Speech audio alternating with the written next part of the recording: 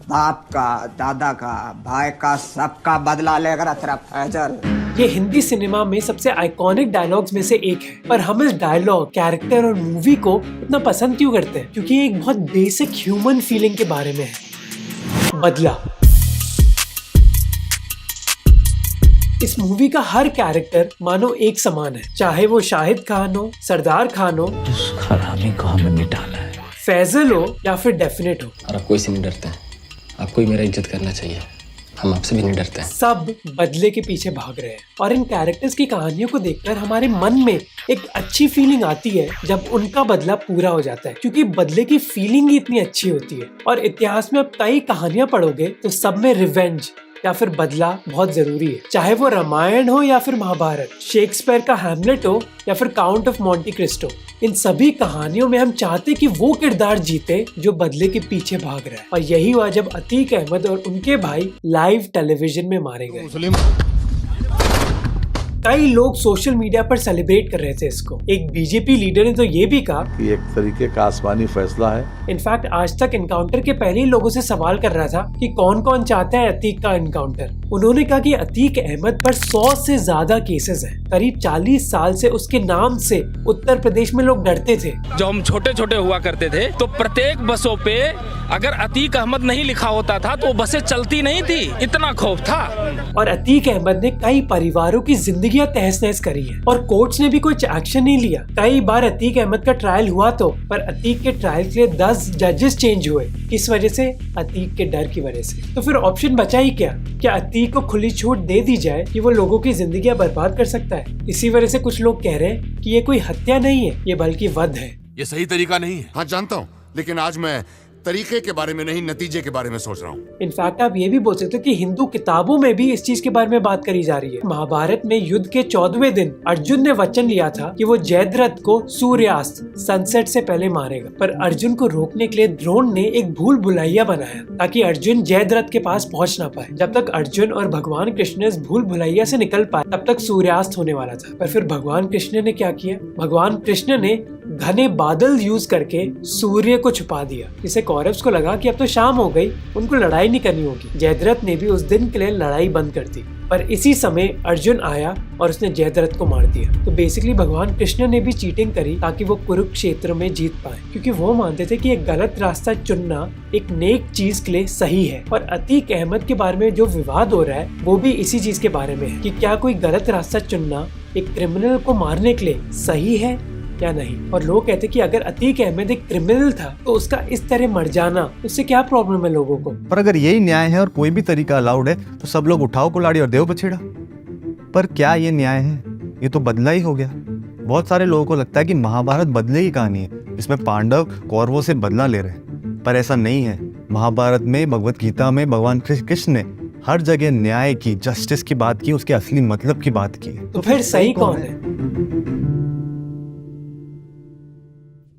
Encounter होगा या police मारी या फिर अपनी बिरादरी का कोई सिरफिरा सड़क के किनारे पड़े मिलब। ये कहना था अतीक अहमद का 19 साल पहले, जब वो 2004 के लोकसभा इलेक्शंस के लिए कैंपेन कर रहे थे। तो 19 साल पहले ही अतीक अहमद को अंदाजा था कि उनकी मौत कैसे होगी। पर अतीक अहमद था कौन? अतीक का जन्म 1962 में हुआ था इलाहाबाद के एक गरीब परिवार में। जब वो छोटा सा ही था तो गरीबी से बाहर आने के लिए वो कोयला चुराता था ट्रेन से और बेचता था। पर अतीक अहमद गैंगस्टर बना 1979 में, जब वो 17 साल का था। 17 साल की उम्र में ही माना जाता है कि उसने अपना पहला अपने पहले मुद्दे के 10 साल बाद अतीक अहमद एक इंडिपेंडेंट कैंडिडेट के तौर पे इलाहाबाद वेस्ट से इलेक्शंस में खड़ा हुआ। तो बेटा अगर हम इलेक्शन में खड़े हो रहे हैं तो इसका मतलब इलेक्शन का रिजल्ट ऑलरेडी आ चुका है।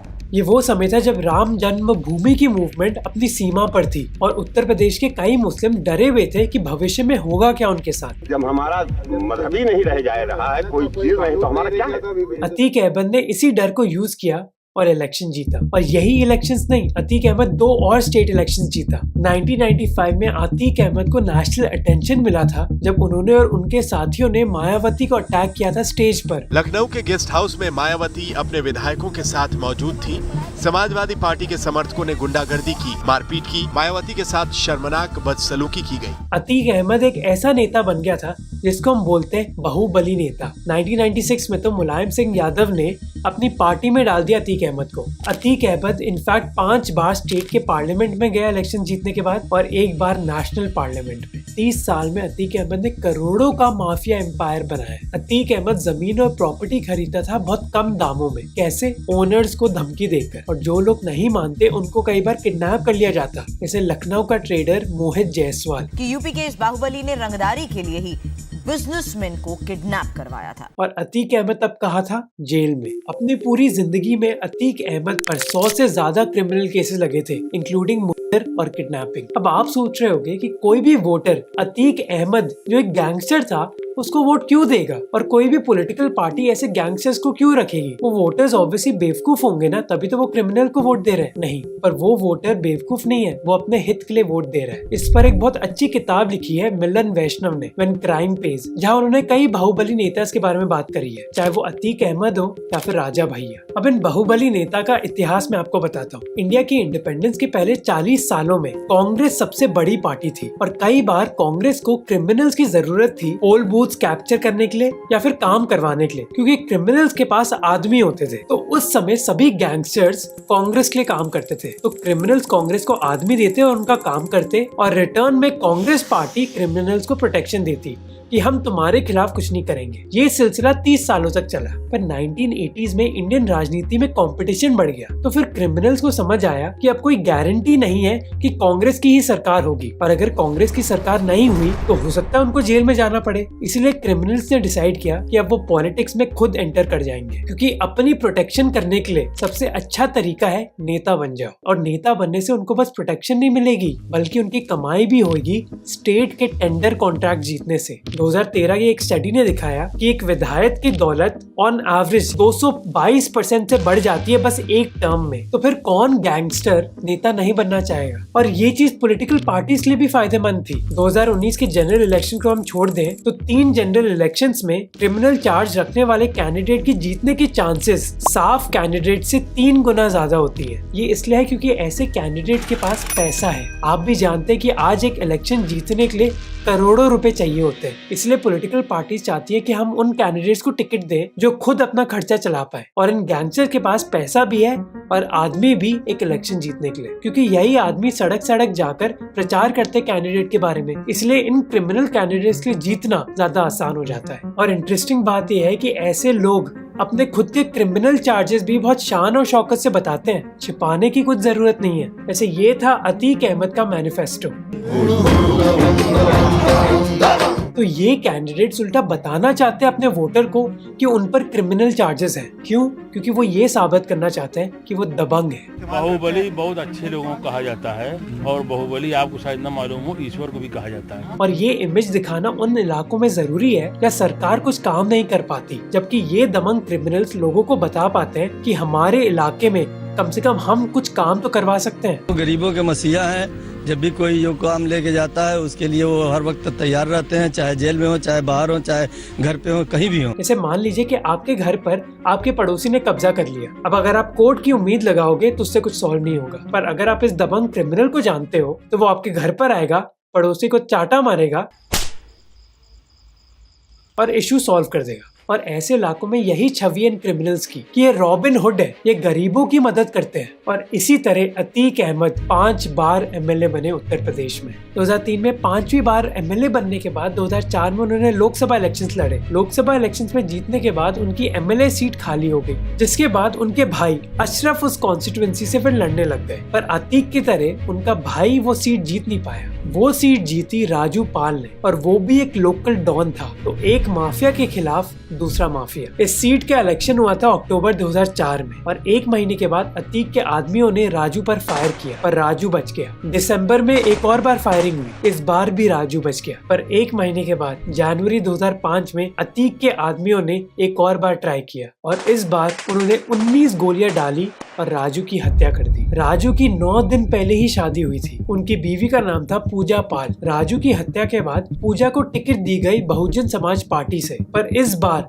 अशरफ इलेक्शन जीत गया। ये एक उदाहरण था अतीक के माफिया राज के बारे में। पर पॉलिटिकल दबाव इतना पड़ गया था कि अतीक को सरेंडर करना पड़ा 2008 में। पर 4 साल बाद अतीक को छूट मिल गई और वो वापस इलेक्शन लड़ने लग गया। पर इस बार वो इलेक्शन जीता नहीं, जिसके बाद अतीक अहमद का पॉलिटिकल करियर बद से बदतर होता गया। 2017 में अतीक अहमद को वापस अरेस्ट कर लिया गया। क्यों? क्योंकि उसके आदमियों ने एक एग्रीकल्चर यूनिवर्सिटी के स्टाफ को पीटा।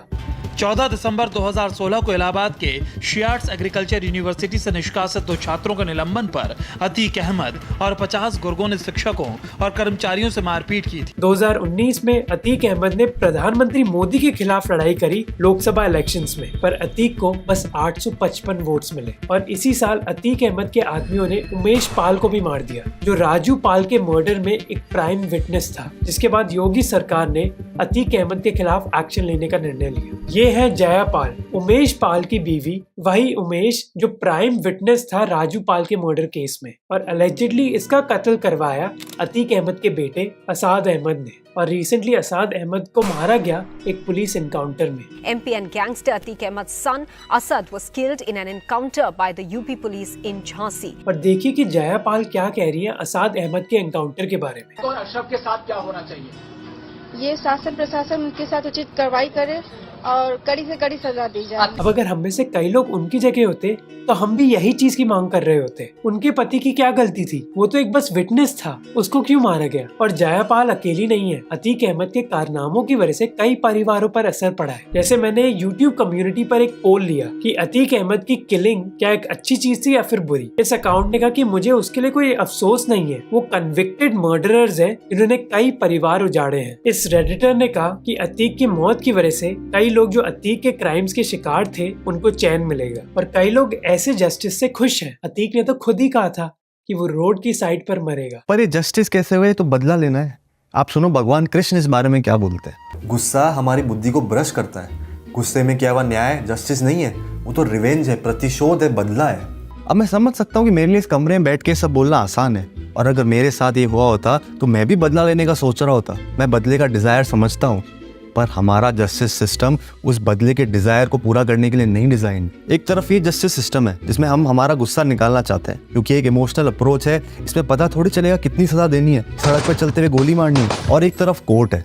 कोर्ट इमोशनली सिचुएशन में जुड़े हुए नहीं है, वो अच्छे से सिचुएशन को समझ के एनालाइज करके उसे तराजू में तोल के फिर सजा देंगे, और सजा ऐसी होगी जो क्राइम के बराबर हो, प्रोपोर्शनेट हो। भगवान कृष्ण ने यही चीज अर्जुन को कही थी महाभारत में। अर्जुन बहुत बड़ी समस्या में था कि युद्ध की वजह से कितनी जानें जा सकती हैं, पर भगवान कृष्ण ने अर्जुन को कहा कि उनको अपना धर्म फॉलो करना चाहिए। और अगर आप इसी चीज के बारे में और जानना चाहते हैं तो मैं आपको रेकमेंड करूंगा ये ऑडियो बुक, पीयूष सिंह की श्रीमद् भगवद गीता, जिसको आप सुन सकते हो कुकू FM ऐप पर। इस ऑडियो बुक को 30 लाख से ज्यादा बार सुना गया है और इससे आपको अपनी जिंदगी में भी सीख मिल सकती है। इसके अलावा आपको कुकू FM ऐप पर कई तरीके की ऑडियो बुक्स मिलेंगी, फिक्शन हो, सेल्फ हेल्प हो, सोसाइटी हो या फिर पॉलिटिक्स हो। कुकू FM इंडिया का लीडिंग ऑडियो शो प्लेटफॉर्म है जिसके 25 लाख से ज्यादा एक्टिव पेड सब्सक्राइबर्स हैं और 4.5 से ज्यादा रेटिंग है, जिसमें आप हिंदी या फिर दूसरी इंडियन लैंग्वेज में शो सुन सकते हो। इसके अलावा कुकू FM में ड्राइव मोड या फिर सेविंग नोट्स फीचर भी है, जिससे ऐप को यूज करना आसान हो जाता है। और पहली बार कुकू FM 50% डिस्काउंट दे रहा है पहले मंथ के सब्सक्रिप्शन के लिए, जो होगा बस 49 रुपीज का। तो आप मेरा कूपन कोड मोहक50 यूज कर सकते हो और ऐप को डाउनलोड कर सकते हो, डिस्क्रिप्शन में लिंक है। अब सवाल ये कि क्या इंडियन कोर्ट्स सॉल्व कर सकते थे इस प्रॉब्लम को? राजू पाल का मर्डर हुआ था 2005 में, 18 साल हो गए पर अभी भी इस मर्डर के लिए किसी को कन्विक्ट नहीं किया गया।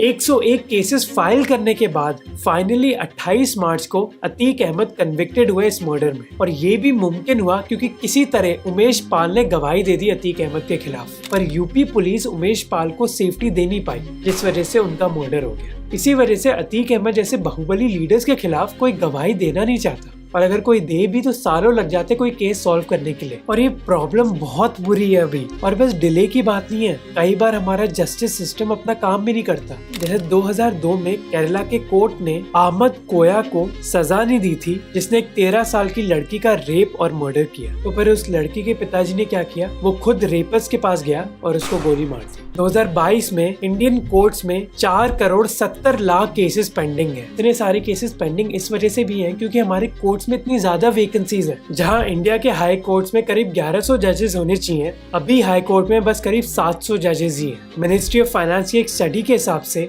इंडियन कोर्ट्स को 324 साल लग जाएंगे पुराने केसेस सॉल्व करने के लिए। कौन 300 साल वेट करेगा जस्टिस के लिए? इसी वजह से लोग इंस्टेंट जस्टिस चाहते हैं। पर क्या कानून हाथ में लेना सही तरीका है? भले ही एंड जस्टिफाइज द मीन्स। मैं आपको बीरबल भगत के बारे में बताता हूँ। बीरबल भगत पे मर्डर का इल्जाम था और वो 28 साल जेल में रहे, पर उन्हें रिहा कर दिया गया लैक ऑफ एविडेंस की वजह से। पर इमेजिन हमने इंस्टेंट जस्टिस का तरीका अपनाया होता, खून के बदले खून, पर जब बाद में पता चला वो इनोसेंट है तब क्या हम उन्हें इस इंस्टेंट जस्टिस के बाद वापस ला पाते? इनफैक्ट ऐसे एक्स्ट्रा जुडिशियल मेथड्स बहुत डेंजरस हो सकते हैं गलत हाथों में। देहरादून में हुए MBA छात्र रणवीर सिंह के फर्जी एनकाउंटर केस में 17 पुलिस वालों को हत्या और एक अन्य पुलिसकर्मी को सबूत नष्ट करने का दोषी पाया गया था। एक एक्सट्रीम एग्जांपल है, मगर मेरा पॉइंट है कि इसलिए तो कोर्ट्स होते हैं, बिना इमोशन के सही न्याय करने के लिए। पर यह भी तो डिसाइड करना है कि किसी क्राइम की सही सजा क्या है। मैं आपको एक दूसरे इंसिडेंट के बारे में बताता हूँ। ये इनफैक्ट एक लॉ कॉलेज का वीडियो है। इसमें मुस्लिम बच्चे इस बेचारे हिंदू बच्चे को मार रहे हैं क्योंकि इसने कोई 1 साल पुरानी व्हाट्सएप चैट में प्रॉफेट मोहम्मद के अगेंस्ट कुछ बोल दिया था। फुल डिस्क्लेमर, अगर मेरे साथ ये हुआ था तो मैं भी बदला लेने का ही सोच रहा होता। हाँ बाबा, लड़के और हॉकी स्टिक लेके हॉस्टल आ जाओ, मैटर हो गए। पर थैंक गॉड ये मेरी तरह एक बेवकूफ आदमी नहीं है, एक समझदार आदमी है जो कोर्ट गए, पुलिस कंप्लेन की। अब सपोज ये कोर्ट गए और उन्हें बताया ऐसा ऐसा हुआ है, ये तीनों गिल्टी है, प्रूव हो गया। अब कोर्ट को पनिशमेंट देनी है, सजा क्या दे? तो ऑनरेबल कोर्ट बोलेंगे ठीक है, इसने तेरी आंख पे मारा है तो इसकी आंख पे मार, इसने तेरी टांग तोड़ी है तो इसकी टांग तोड़ दे, और इसने हाथ से खून निकाला है तो इसके खून निकाल दे। अब कुछ को सुन के थोड़ा ऑड लग रहा होगा क्योंकि बचपन से तो हम ये देख रहे हैं कोई गलत कर रहा है उसे कोर्ट लेके जाओ और कोर्ट से जेल भेजेंगे। मगर ये भी तो न्याय ही है, जो उसके साथ हुआ उसने वही का वो वापस कर दिया। पर ये तो रिवेंज ही है, बदला ही तो हो गया। इनकी सोच में तो सुधार आया ही नहीं। इनको ये तो किसी ने सिखाया ही नहीं कि जो इन्होंने इस बेचारे के साथ किया उसमें गलत क्या है। इसीलिए जस्टिस ऐसी होती है जिसमें अपराध करने वाले को उसकी गलती रियलाइज हो, उससे जो गलत किया है उसमें सुधार करे और सोसाइटी का इन जनरल फायदा हो। इनफैक्ट हम इंस्टेंट जस्टिस प्रेफर करते हैं क्योंकि हमारे पुलिस और जुडिशियल सिस्टम को सुधारने में ज्यादा मेहनत लगेगी। इंस्टेंट जस्टिस की जगह हमें ऐसा जस्टिस सिस्टम बनाना चाहिए जो एफिशिएंट हो, फेयर हो, जिसका इस्तेमाल सब आसानी से कर सके। अब इस कमेंट को देखिए जो मेरे पोल पर आया था कि हम यूपी मॉडल के बारे में बात नहीं कर सकते मुंबई के बिना बात करे हुए। मुंबई क्यों? क्योंकि 1980s और 1990s के दौर में मुंबई में अंडरवर्ल्ड का बोलबाला था। उस समय किडनैपिंग, कॉन्ट्रैक्ट किलिंग और गैंग वॉर बहुत कॉमन थी मुंबई में। पर आज ऐसी सिचुएशन नहीं है। ये कैसे हुआ? एनकाउंटर्स। मुंबई के 93 ब्लास्ट के बाद पुलिस ने एनकाउंटर्स को यूज किया क्राइम को रोकने के लिए। क्राइम ब्रांच की एक एनकाउंटर स्पेशलिस्ट टीम बनाई गई और जिनको फुल पावर दी गई कि आप क्राइम सॉल्व करो बस। Last count, Pradeep, you had 4 of 92 and you 78, isn't it? Or something like that. Court के चक्कर में पड़ने की कोई जरूरत नहीं है। माना जाता है कि मुंबई के पुलिस ऑफिसर्स जैसे दया नायक, प्रदीप शर्मा और विजय सालस्कर ने 250 से ज्यादा क्रिमिनल्स का एनकाउंटर किया और लोग इस पॉलिसी से बहुत खुश थे। इनफैक्ट आम जनता ऐसे पुलिस ऑफिसर्स को हीरो मानती थी। 2004-2005 तक तो मुंबई का अंडरवर्ल्ड भी थम गया था और लॉजिक ये दी गई थी कि इनकाउंटर से दूसरे क्रिमिनल्स में डर फैलता है और वो 10 बार सोचेंगे एक क्राइम करने से पहले, क्योंकि उनको पता है कि अगर मुंबई का पुलिस ऑफिसर उनको मिल गया तो वो उनका एनकाउंटर कर देगा। पर क्या ऐसे डर से दूसरे क्रिमिनल्स क्राइम करने से रुकते हैं? और ये तो कब से होता आ रहा है। लोगों को पब्लिकली कोड़े मारे जाते हैं ताकि बाकी सबको याद रहे कि ये जुर्म करोगे तो सजा क्या मिलेगी। शरिया लॉ में तो ये अभी भी होता है। पर क्या ये काम करता है? सपोज ये 3 5 स्टार है, अगर मैं एक चुराऊंगा तो मुझे 100 डंडे पड़ेंगे और अगर मैं तीनों चुराऊंगा तो मुझे 500 डंडे पड़ेंगे। अब अगर मुझे चुरानी ही है और मैं फ्रिज तक पहुंच ही गया हूं तो मैं तीनों ही चुराऊंगा, क्योंकि रिसर्च कहती है कि क्राइम करते टाइम हम 100 या 500 डंडे खाने से नहीं डरते, हम पकड़े जाने से डरते हैं। इनफैक्ट कनाडा में 1975 में डेथ पेनल्टी हटाने के बाद भी मर्डर रेट गिर रहे थे। ऐसे ही सिंगापुर, जहां मर्डर करने पे डेथ पेनल्टी दी जाती है, और हांगकांग, जहां डेथ पेनल्टी 1993 के बाद अबॉलिश कर दी गई। रिसर्चर्स ने बताया दोनों जगह मर्डर रेट्स में ज्यादा डिफरेंस नहीं है। इसीलिए डराने के लिए दी जाने वाली पनिशमेंट जरूरी नहीं है क्राइम रिड्यूस करे। पर अगर अतीक अहमद आपके परिवार पर कुछ करता तो आप क्या करते? क्या आप बोलते कि हम कुछ नहीं करेंगे, कोर्ट्स को निर्णय लेने दो? ये कहना आसान है कि सबको एक ट्रायल मिलना चाहिए, पर अगर उस क्राइम का इम्पैक्ट आपको पड़ा है। हाँ, आपका गुस्सा एकदम जायज है, पर इसीलिए तो कोर्ट्स होते हैं ताकि हम एक सोसाइटी की तरह फंक्शन कर सकें। इनफैक्ट महाभारत में पांडवों को युद्ध नहीं करना था। अर्जुन कह रहे थे कि वो अपने कजन्स को नहीं मारना चाहते, पर फिर भगवान कृष्ण समझाते हैं कि युद्ध मैं कर रहा हूँ, हथियार तुम हो, क्योंकि मुझे हस्तिनापुर को कौरवों से बचाना है, उस सोसाइटी को कौरवों से बचाना है। यहीं पे सोसाइटी का रोल आता है। एंड गोल बदला लेना नहीं है, एंड गोल सोसाइटी का उद्धार है, उनका वेलबींग है। एक गैंगस्टर जिसने बहुत जिन्होंने अपराध किए, उसे मारना सोसाइटी का भला करना है, पर तरीका ऐसा जो इंडियन सोसाइटी के न्याय को रिप्रेजेंट करे और संविधान के हिसाब से। 3 लोग जिन्होंने आतिक को मारा, उन्हें पुलिस रिपोर्ट में कहा कि इन्होंने ऐसा किया क्योंकि वो फेमस होना चाहते थे। अगर एंड जस्टिफाई कर रहा है हमारे तरीके, तो यहाँ तो एंड गोल फेम है। और मैं आतिक अहमद को डिफेंड नहीं कर रहा हूँ, पर उस लीगल सिस्टम को डिफेंड कर रहा हूँ जिसे हमें हमेशा फॉलो करना चाहिए। तो फिर जस्टिस दी कैसे जाए? जस्टिस देने का तरीका क्या होना चाहिए? भगवत गीता से जो मुझे समझ आया कि भगवान कृष्ण ने न्याय 2 तरीकों से किया। उन्होंने कौरवों को पांडवों से युद्ध में हरवा के इंडिविजुअल लेवल पे न्याय किया, और कौरवों को हरा के उन्होंने हस्तिनापुर की सोसाइटी को कौरवों से बचाया, जो दिखाता है कि जस्टिस में अलग अलग लेयर्स, अलग अलग डायमेंशन होती है। आपको सुन के थोड़ा अटपटा लगेगा, अजीब लगेगा, पर हम पनिशमेंट देते हैं क्रिमिनल को सुधारने के लिए। इन कॉन्सेप्ट्स को रिहैबिलिटेशन और रेस्टोरेशन बोलते हैं। मैं आपको रवांडा के एग्जाम्पल से समझाता हूँ। 1994 में रवांडा में हुतू कम्युनिटी ने वहाँ की माइनॉरिटी तुत्सी कम्युनिटी के लोगों को टारगेट किया। 100 दिन में 8 लाख लोग मारे गए। जब ये जेनोसाइड खत्म हुआ, रवांडा के सामने अब चैलेंज था अपना पूरा देश वापस बनाने का, और उन्होंने एक जस्टिस के सिस्टम को चूज किया, गकाका जस्टिस, जिसमें क्रिमिनल अपनी गलती माने और विक्टिम उन्हें माफ करे। ऑलमोस्ट 30 साल बाद रवांडा आज एक रिलेटिवली बेटर पोजीशन में है। सिर्फ यही नहीं, आज रवांडा अफ्रीका की एक प्रॉस्परस कंट्री है। जस्टिस सिस्टम उस हार्म को सुधारने के लिए काम करता है जो क्रिमिनल ने किया, और वो क्रिमिनल वापस एक सोसाइटी का लॉ अबाइडिंग सिटीजन बन सके। हम सब जानते कि अतीक अहमद को अपने क्राइम्स के लिए सजा मिलनी ही चाहिए थी। हम ऐसे आर्ग्यूमेंट्स अपने कमरों से जरूर बोल सकते हैं, पर अगर अतीक अहमद से हमें एक पर्सनल इम्पैक्ट पड़ता तो हो सकता था कि हम बहुत खुश होते अभी अतीक अहमद की डेथ से। पर क्योंकि ऐसा नहीं है, इस वजह से हम इमोशन से नहीं, लॉजिक यूज करके आर्ग्यूमेंट समझ सकते हैं। क्योंकि अतीक अहमद के मरने से ये क्लियर नहीं है कि क्राइम कम हो जाएगा, इनफैक्ट क्राइम बढ़ सकता है। बहुत रिसर्च हो गई है कई देशों में कि क्राइम किस चीज से कम होता है, और वो इनकाउंटर से नहीं होता, क्योंकि इनकाउंटर्स करना बहुत आसान है, मुश्किल है एक अच्छा जस्टिस सिस्टम बनाना। रिसर्च ने दिखाया कि क्राइम कम करने के लिए हमें क्रिमिनल, विक्टिम और स्टेट तीनों को सोच समझ के एक निर्णय लेना चाहिए। और रेस्टोरेटिव जस्टिस का पॉइंट ही ये है, क्योंकि वो क्राइम की मेन प्रॉब्लम सॉल्व करने की कोशिश करती है। इंडियन लॉ भी यही कहता है कि क्रिमिनल्स को बेल दी जाती है ताकि वो चेंज कर पाए अपना बिहेवियर। कई बार इंडियन कोर्ट्स ने कहा है कि bail not jail is the rule. Gujarat की कम्युनल राइट्स के केसेस में भी कॉन्विक्ट्स को बेल पर रिलीज किया गया था। उनको मध्य प्रदेश में मैंडेटरी कम्युनिटी सर्विस करने के लिए बोला गया था। दिल्ली के 1999 के हिट एंड रन केस में जहाँ 6 लोग मरे थे, कॉन्विक्ट के जेल टाइम को कम कर दिया गया और उसको कम्युनिटी सर्विस करने के लिए बोला गया। कई स्टडीज ने दिखाया कि रेस्टोरेटिव जस्टिस प्रोग्राम्स की वजह से यूएस और अमेरिका में क्राइम्स कम हुए हैं। मगर उत्तर प्रदेश में हम रेट्रिब्यूटिव जस्टिस फॉलो कर रहे हैं, जहाँ आइडिया ये है कि ऐसे पनिशमेंट लोगों के मन में डर क्रिएट करेंगे। और सिर्फ योगी जी नहीं, ऑनरेबल प्राइम मिनिस्टर और होम मिनिस्टर भी यही कहते हैं कि यूपी मॉडल सुधार लेकर आ रहा है। पर क्या ऐसा सच में है? एनसीआरबी का डेटा अलग ही कहानी बताता है। 2016 और 2020 के बीच में यूपी में क्राइम बढ़ गए, पर हो सकता है डेटा ग्राउंड रियलिटी का सही रिप्रेजेंटेशन ना हो। नंबर्स बढ़ रहे हैं क्योंकि क्राइम्स रिपोर्ट ज्यादा हो रहे हैं। उसके अलावा अगर मान ले चोरी डकैत कम हो रही है, पर हेट क्राइम्स और पिछड़े वर्ग के खिलाफ जो क्राइम्स है, इनका क्या? एनएचआरसी के रिकॉर्ड्स दिखाते हैं कि 2016 से 2019 के बीच में 43% केसेस यूपी में रजिस्टर हुए हैं।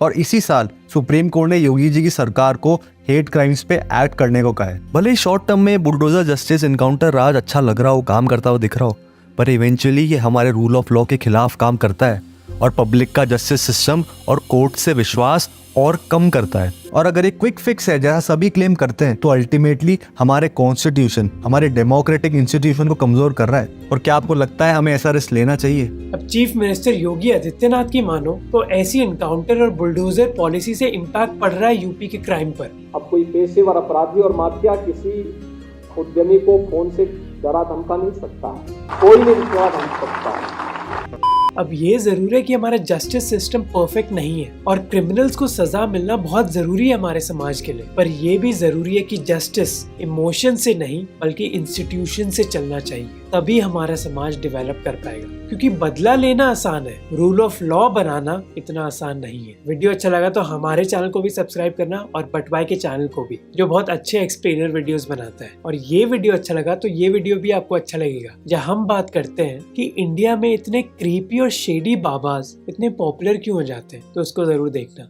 और कोको एफएम को भी चेकआउट कीजिए, डिस्क्रिप्शन में लिंक है।